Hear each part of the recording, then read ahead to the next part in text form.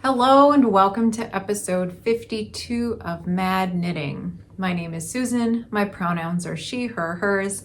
And today I am going to talk to you all about updates to my holiday knitting plans, which have changed a little bit, but not a ton since my last episode at the beginning of this month.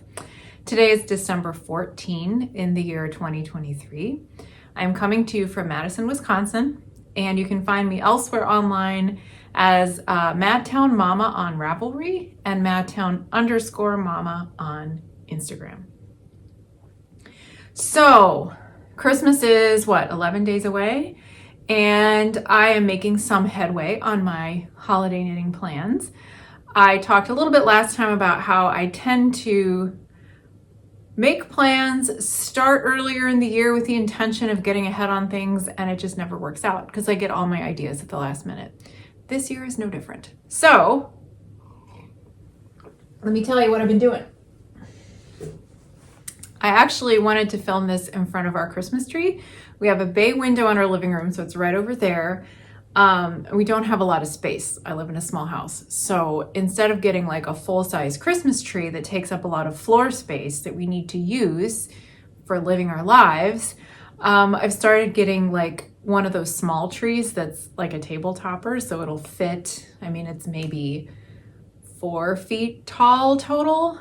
But when I tried to set up my phone to film, there was so much backlight, it just looked horrible. You wouldn't be able to see anything properly. So no tree. Maybe I'll toss a picture in here. Let me start with what I'm wearing. This is called Clapton. It's a sweater pattern by Isabel Kramer, and I have worn it on this channel a few times before, so I won't go into a lot of detail about it, but it's called Clapton because the yoke features this guitar motif. It's knit in sport weight yarn. It's very lightweight yet warm, and I very much like to wear it on days like today where it's pretty chilly but not like very, very cold. We don't seem to have entered like winter time yet. Like there's no snow on the ground. It's cold but not really, really cold, and I'm like ready for that to happen. To me, snow makes it feel more holiday-like. It helps brighten everything up outside because it gets dark so early. Sunsets before 4:30 now every afternoon, and I would like to have more holiday appropriate weather personally, but that's just me. Okay, I do have a couple of finished things to share with you. So first of all, a pair of socks that I have talked about before because I've been working on these fairly consistently. There's no pattern with these. It's just a plain vanilla sock using my tried and true method. These actually I cast on 60 stitches instead of 64 because the yarn is just a little bit heftier than regular sock yarn. And I used size 1.5 needles, but I ended up with the same size that I always get. There's a 1x1 rib cuff, plain stockinette for the rest of it. Eye of partridge heel with the gusset and with a flap and gusset. That is my preferred heel. I like the way that fits. I like to knit it. That's just how I like to do it. These socks are the size that would fit my foot, but I've decided to give them away. These will be a gift for a friend of mine who I knit her something before last year, and she loves it and wears it all the time. And so that means she gets more. She's going to get a pair of socks. I'm going to show you the yarn I used. It's from Republica Unicornia. Can you believe I have the label today? This is what her logo looks like. This is the back. I don't know that you can read this necessarily, but it's Targhee sock or Targhee sock. I've heard it pronounced both ways, and I'm not sure exactly which one is correct. But this has 90% superwash Targhee wool, 10% nylon. It's 465 yards, but it's 115 grams. So there's good yardage, but it's heavier, obviously, than a regular 100 gram skein. In fact, I have a lot left. I should weigh this. I haven't weighed it. but I might even be able to get another entire pair of socks out of this. Before I give these away, I think what I will do is weigh the finished socks, weigh the skein, and see how close they are. I mean, I think I may have used more than half the skein to make the socks, but if I made like shorter socks or had a contrasting cuff or something, I could probably get another whole pair out of this. I thoroughly enjoyed knitting these socks. This yarn feels really, really nice. It's very springy, and because it's thicker than regular sock weight yarn, it just felt, I don't know, it just felt more substantial as I was knitting it. And it just felt really good to knit with. Plus I like the colors. It's a lot of very autumn leaf colors, which my friend wears a lot of, especially kind of the maroons and the very dark orange. I've seen her wear those before. So I'm happy to say that I have 2 more skeins of this sock yarn by the same dyer, and I'll share those when I get around to knitting them, but I'm glad I have those. I'm glad I have those in my stash. The second finished object is a pair of mitts that I made for my daughter. These are actually for her birthday. Today is her birthday. My baby girl is 16 today, and she's going to get her license, and time flies. It all happens so quickly.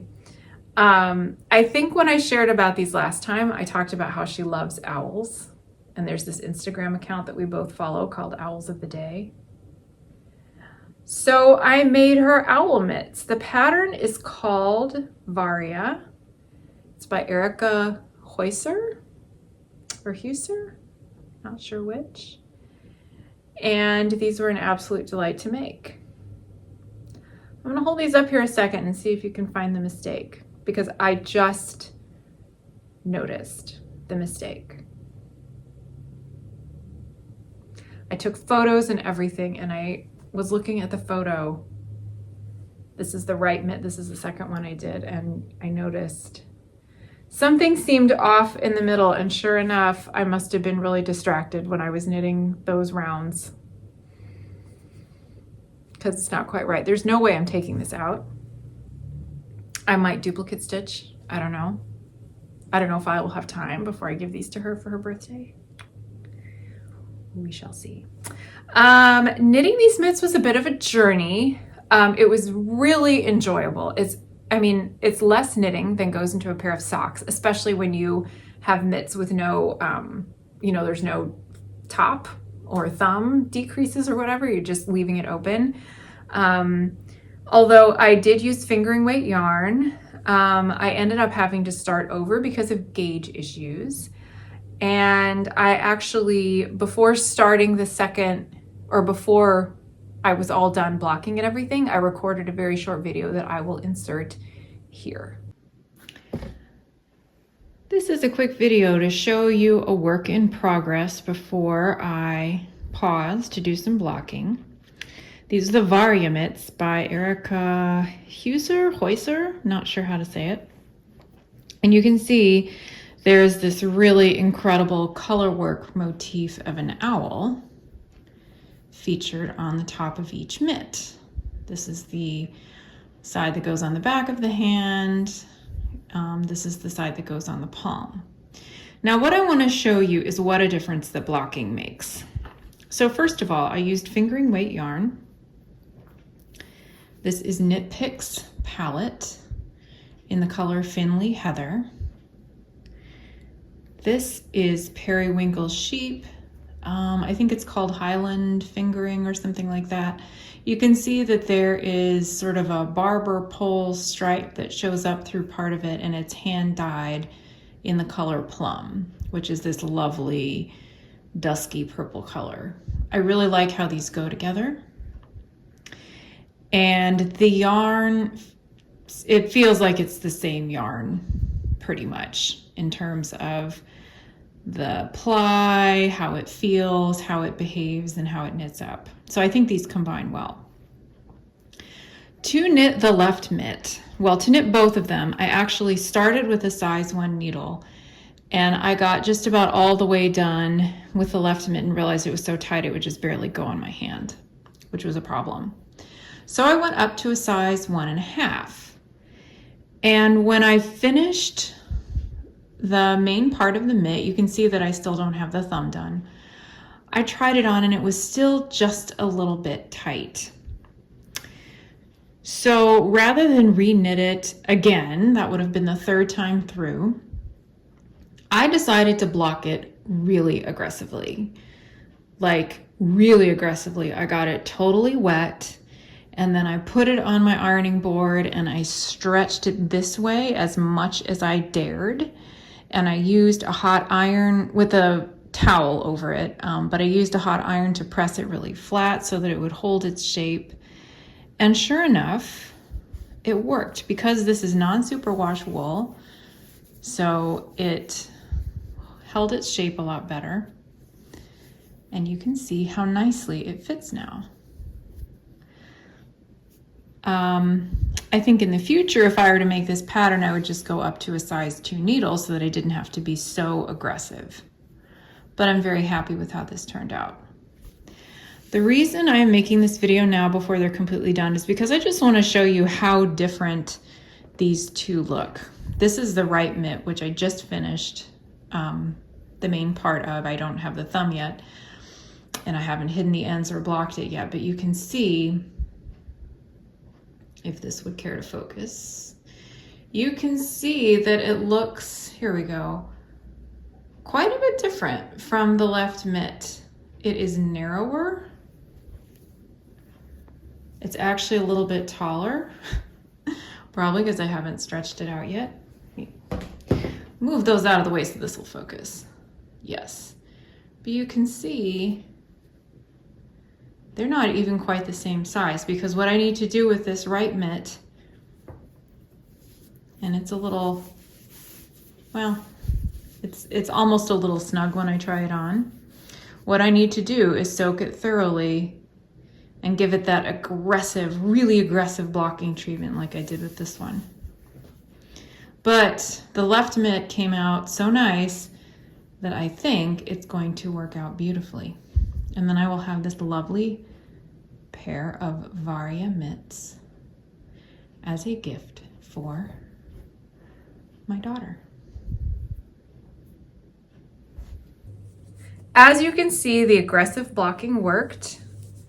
I think I might have knit the right mitt slightly looser because I didn't have to block it quite so hard. But I am really happy with how these turned out. And I would absolutely knit another one of her patterns. In fact, I have another one. It's like a fox motif, and I might make that for myself soon using probably Knit Picks pilot yarn because I have some of that.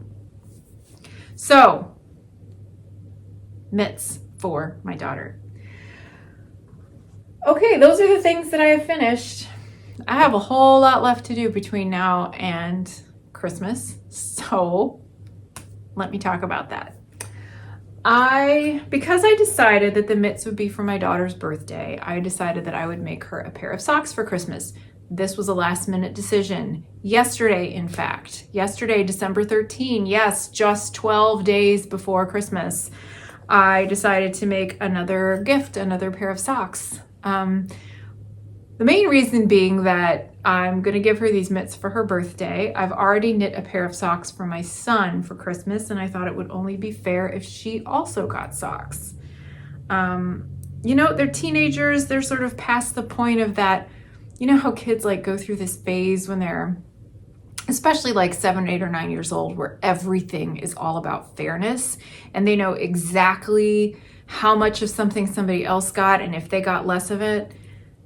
My kids are past that. They're not going to be like comparing how many socks I make one versus the other. But even so, it matters to me. So I started a pair of socks. Part of this was because last night was the high school band concert. It was great. They have such an amazing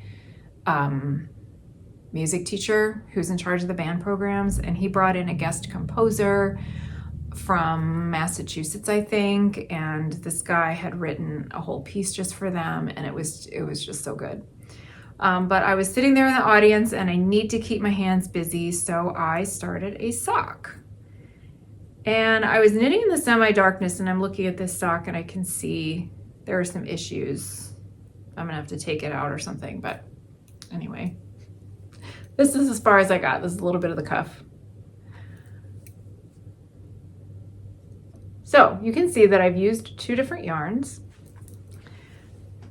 I have Knit Picks Stroll Tweed. I have a lot of this. I've knit socks out of it before and talked about them in previous episodes on this channel, as well as other projects. I really like this. I really like this yarn. It's soft. I don't know how durable it is for socks, but I like how it feels. This one is missing its label, but I think it's Down Heather. The gray is Flagstone Heather, so here you can see the label for it. It's fingering weight yarn, super wash wool, nylon, a little bit of tweed. And because the tweed flecks are, at least so far in all the colors I've used, the tweed flecks are all the same color. Like the yarn might be different colors, but the tweeds are all like the little flecky things are all the same. So that kind of brings it together. I feel like it means that you can combine colors you might not otherwise combine. So I have this gray and this white, and my plan, I don't know what got this idea in my head, but what I'd like to do is just have this little bit of the white at the top, kind of like it's dipped. Okay, so there's like a white dip or white tip at the top of the cuff. The rest of the sock will be pretty plain in the same gray that I've got going here. I can't do any fancy patterning or these will never get done. But as I get to the toe, I might either put in a little stripe or just a little bit of color work, like just at the end of the foot before the toe decreases, or I might even monogram them. Not monogram, just put her name. Have her name spelled out on the top. Or even like, maybe there's a phrase that I could spell out on the top of the socks. I just think that would be cute. And normally I never do color work on socks because color work tends to be so inelastic. But I think if it's just a little bit at the end of the toe, she won't have to pull that over her ankle, and it would be hidden in a shoe, so it would be this fun secret. So, you know, like it looks like she's wearing plain gray socks, but really on the toe it says something cute or clever or, you know, a little bit sassy or something. I don't really know. I have a little ways before I get there. And I don't know if you're going to be able to see, but I did something wrong on this last needle. I don't think it's showing up because of the tweed and because it's so small, but my knits and purls got mixed up somehow on this last needle. So I'm going to have to go back and fix that. This cuff is just 1x1 rib. For my daughter, I use size 1 needles and I cast on 68 stitches. Her feet are a little bigger than mine. So I make the socks just a little bit roomier than I would for my own foot. And I think that'll work out because that's what I've done in the past. So this is one work in progress. Another work in progress, I think I'll save the big juicy one for last. This isn't even a holiday knit, but it's starting to look like a candy cane, so I thought I would go ahead and show you. This isn't even knitting. This is Tunisian crochet. You can see I have a crochet hook, and I've got this long cable, longer than I need, but useful in case I ever do a bigger project. So I shared, I don't know what episode it was, but in October, I spent several days in Detroit, Michigan. It was my first time in Detroit, and I had a several day meeting to attend for work. Excuse me. And I had a little bit of downtime, and it turned out there was a yarn shop right around the corner from the building where we were meeting, and it was like, I talked about this. It was like the friendliest yarn shop I'd ever visited. And there was this amazing staff member named Linda, I think, who showed me how to do Tunisian crochet and totally sold me on it. And sold me these 2 Tweety skeins of yarn in colors that I like, red and white. I mean, red is my favorite color. And I love the combination of red and neutral. So that's right up my alley. It's homespun. There's the label for you. By King Cole. Never heard of this brand. Anyway, so it's like, what's in here? No, it's a blend of several things. Fine merino, alpaca, polyamide, acrylic, and viscose. So it's 22% merino, 22% alpaca, and the rest of it is some mix of, synthetic fibers. Anyway, it's nice and soft. I enjoy working with it. This is really meditative because all I do is go back and forth. I count my stitches every row because it's easy to get mixed up with crochet and lose or gain stitches. So far it's going okay. Anyway, my plan is to go crochet to get a cowl. I want to join the ends and make it a cowl that I can loop around a couple of times. Someone on a work call the other day commented that it looked like I was making a Where's Waldo scarf, which is pretty fun. I will probably keep this. I don't know that it's going to be good enough to give away to anyone. One of the issues is that when you're changing colors, you've got these long, like where you change the color at the beginning, you carry it up the side, which I think for something I'm just going to wear, that's okay. But I'm curious how other people handle that when they have color changes in these projects. So anyway, I am making progress and I wanted to show you. And it's holiday adjacent, I guess, because of the colors. But this is what I pick up in meetings when I, when I truly need something that I don't have to think about very hard. Okay, I have notes here, so I'm just going to make sure I didn't forget anything. My last work in progress is the sweater for my mom. I talked about this. I talked about getting ready to start this in my last episode, and I have really made a lot of progress. I'll show you my gauge swatch. So,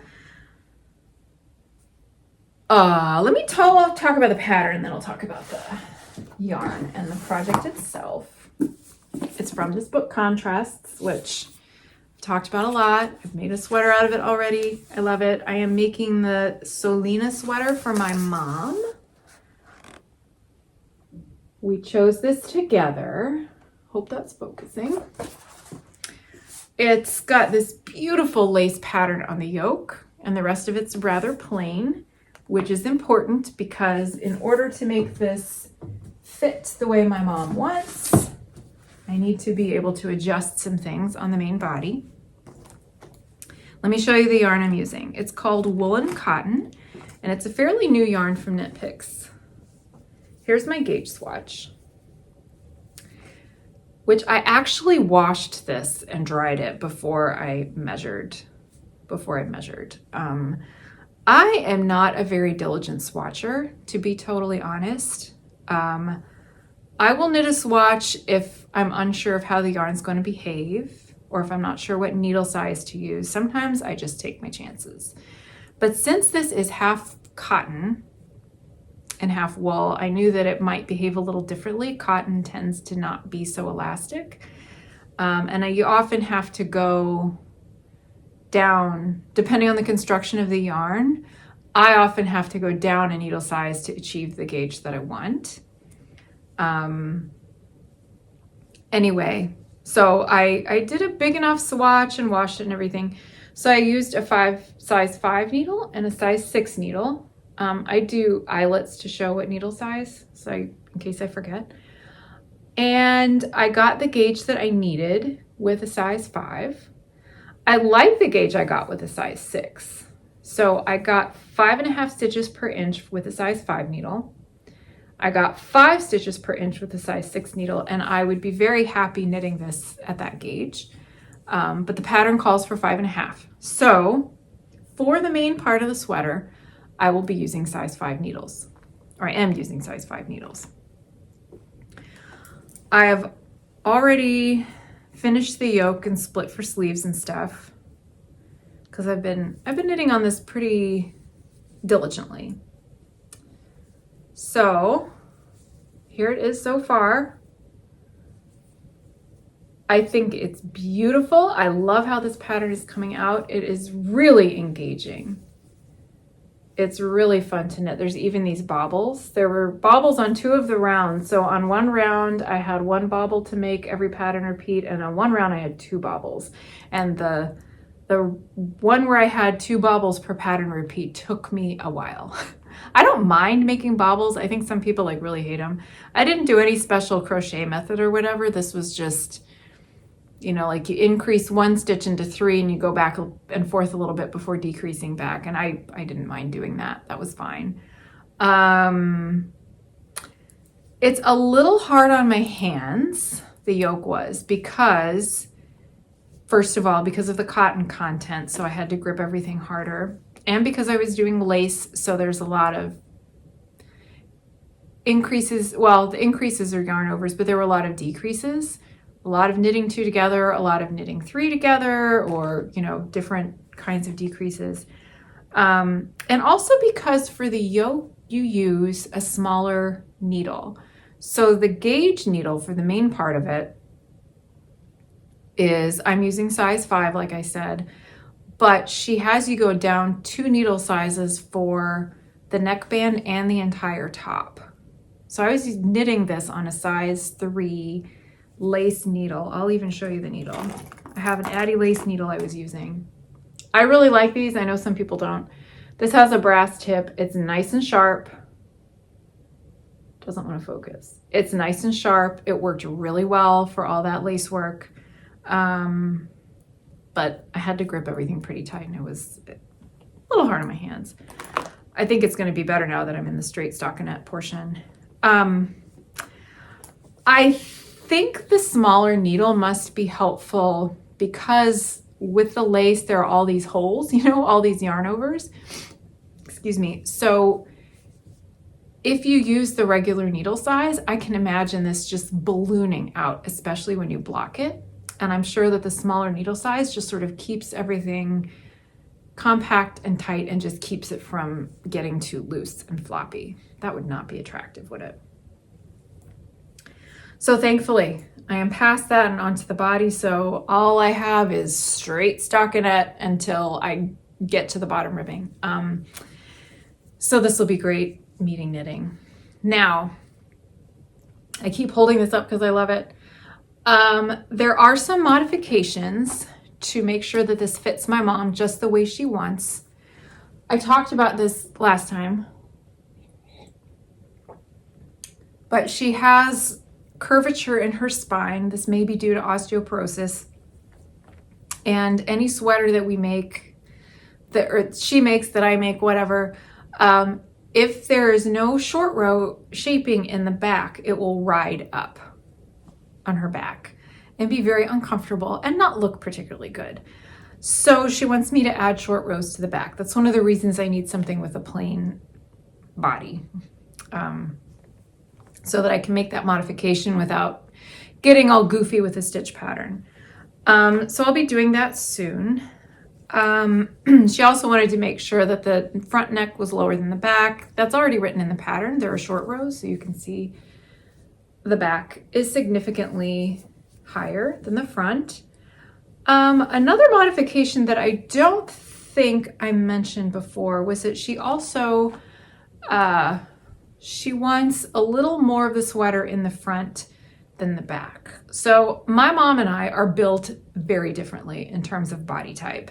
She has way more real estate up here than I do, if you get my drift. So another thing that will help the sweater fit properly and not pull on the neck and not ride up in the back is if is if there's a little more room in the front than in the back. So when I separated for sleeves, I adjusted the stitch count so that I've got about 2 inches more in the front before the sleeve divide than for the back. So I hope that works. We talked through it. This is what she told me to do, and I hope that it fits. So my dilemma now is, if I manage to finish the main body of the sweater in a short time, do I try to finish the whole sweater before I see my parents? We're going to see them right after Christmas. We're doing a big road trip for Christmas. Do I try to finish the whole thing so that she can wear it right away, risking it not fitting properly and having to take all that much out? Or do I finish just the main body, block it as is, wait on the sleeves to make sure that it fits her? Given my track record lately with making mistakes and having to rip things out, I mean, I had to knit one of these mitts twice. I thought I might have to start over a third time. The hat that I finished for the last episode, I had to knit twice essentially. So I'm feeling a little superstitious about that. Or like if I just finish it without the sleeves and it fits her fine, I might not get it done while I'm there visiting, but I won't have to take anything out and I could just send it to her as soon as it's finished. I think I've talked myself into the second option. I think I've talked myself into leaving off the sleeves until I can do a fit check and make sure that she likes it. Because the other thing is yoke depth. We talked about it. I've measured it. It matches what she said she wants, but you just don't know until it's blocked and she's actually tried it on. And I don't mind knitting sleeves, but it's not like my favorite thing. So if I don't have to knit the sleeves twice, that would be good. So that is my work in progress. At least my last gift work in progress. Now, there are still some things I haven't even started. I still haven't started the gnomes that I want to make for my brother and his wife. I would like to. They would be really fun. And I bet I could do them kind of quick. Plus, there's going to be like so much car time and car knitting when we're driving, because we're going to drive to North Carolina and then we're going to drive to Kentucky and then we're going to be driving back home after that. So there's tons of car time. Car time isn't always the best gnome knitting time, but I could make it work, I think. I haven't started sewing the dresses for my nieces. Quite honestly, that may not happen before Christmas. They have sweaters already, so it'll be fine. I've had so much going on in the evenings, and this weekend there's like 2 performances I want to go to, plus my daughter's going to do a birthday party. So I don't think I'm going to get like dedicated sewing time down there. But you never know. Like I tend to kind of kick into this little bit of a overdrive. Like honestly, it's almost a manic phase sometimes when I decide that I want to make a lot of things, and it might happen. But if it does, you'll know about it because that's what I'll talk about. All right, that's what I have going. I wanted to talk just a little bit about a book I've been reading. Sometimes I like to share stuff in my life or, things that interest me other than just knitting and crafting.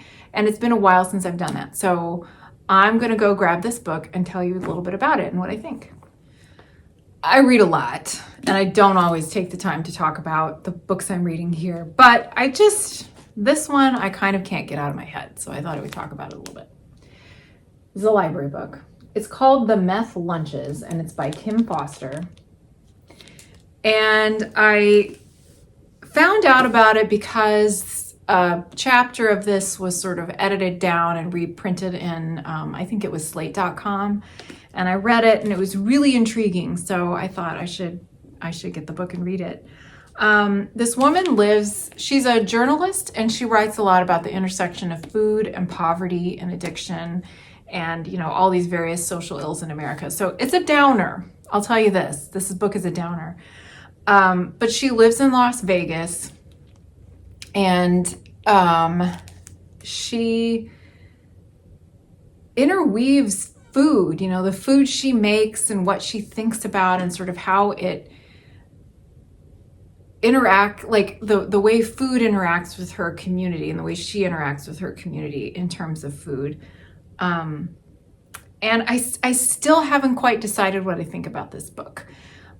I'm about halfway through, and the chapter that I had read online was about how she started a community fridge in her front yard, like a fridge and pantry. She just put all this food out during the 2020, like in 2020 when COVID was first hitting, and it was just economically so devastating. I think Las Vegas was hit particularly hard economically because so much of that economy is based in the service industry. So when people couldn't, go into buildings and like go out to eat or go to the strip or whatever,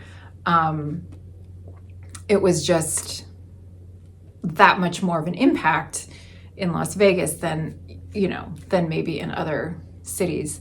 So there was this tremendous need. I mean, people didn't have a place to live. They didn't have food to eat. There's a lot of issues with addiction there.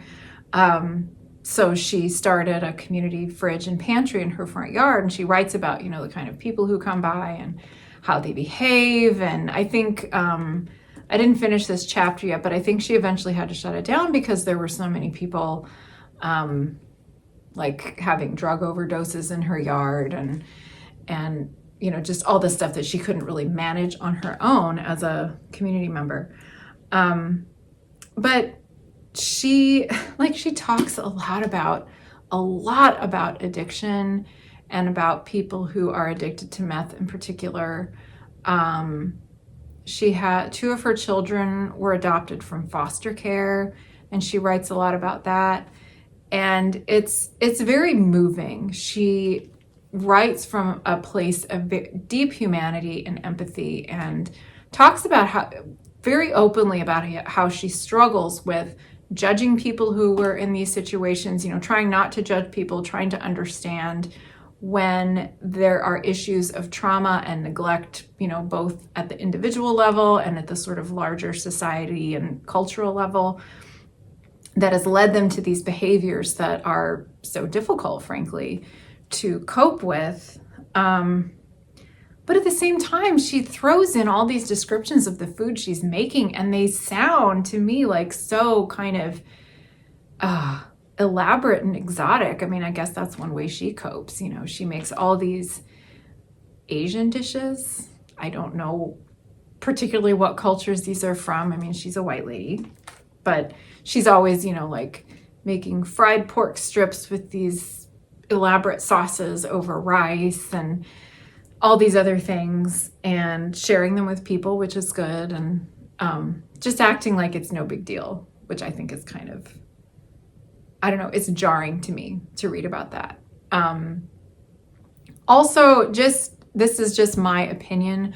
Her writing style is very, it's compelling, but there's a lot of very short, choppy sentences, sometimes incomplete sentences, which I know that's a deliberate choice. It's the way she's getting her point across, and kind of, I think it must mirror kind of the way she thinks and her thought processes about these things, but it's a little annoying sometimes, especially when she sort of goes from topic to topic and you're not exactly sure the point she's trying to make, other than describing all of these people that have come into her life and how she interacts with them. I don't know.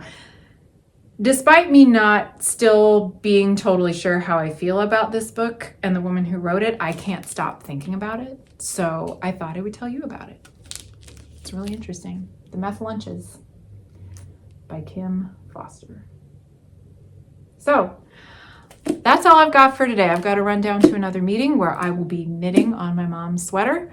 And I might do another episode before the holidays to show you everything I've finished.